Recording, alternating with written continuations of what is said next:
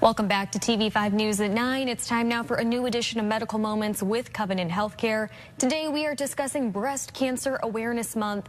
And joining us now to tell us more is Dr. Brenda Ma. Thank you for being here. It's a pleasure to be here. Thank you for having me. We've got a lot of important tips and reminders to go over. But Dr. Ma, for those who may not be familiar, just give us a quick explanation of what breast cancer is and how it affects you. Yeah, of course. So breast cancer is where cells in the breast start dividing uncontrollably. Eventually, over time, they can form lumps or masses, and most of the time they arise in the ducts or the lobules of the breast. Like most cancers, breast cancer is typically silent, and so that makes early detection very important. And we typically only talk about women, but this can happen for men too. Yes, it can. All right. What's the single most important step people can take to lower their risk of breast cancer? I would say the single most important step is obtaining your regular screening mammograms. While the mammogram itself doesn't actually decrease your risk for breast cancer, the early detection of it can drastically improve your outcome from breast cancer.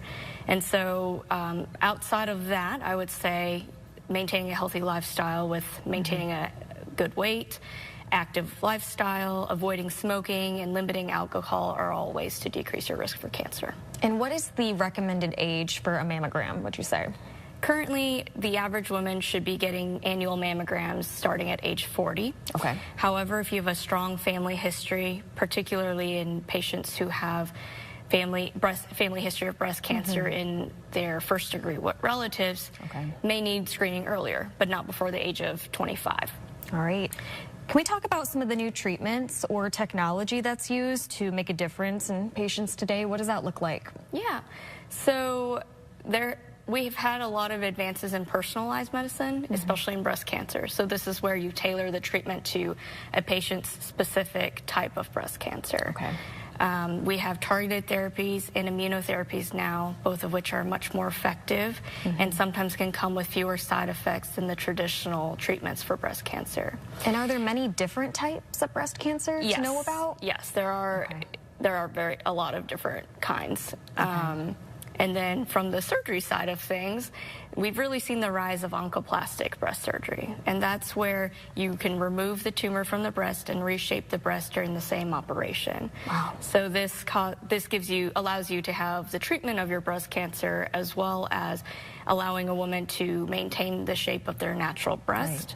And additionally, you can also have, we've seen more nipple-sparing mastectomies, which is where a woman can have a mastectomy, but still, again, preserve their natural breast shape and aesthetics, which can be very important for the emotional healing of breast cancer. And previously, that wasn't possible? It's become more common. Yeah.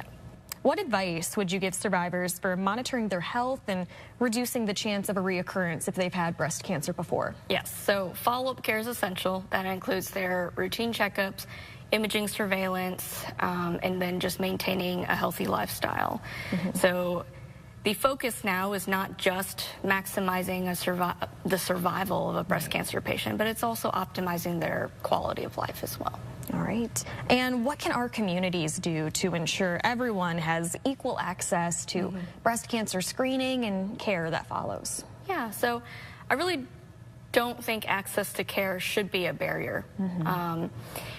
The community can definitely do their part by advertising where locations for mammograms occur, especially in communities that have mobile units, for example.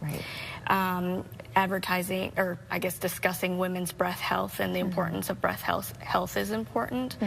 And then lastly, just letting people know that there are free screening mammograms available too for people who qualify for that.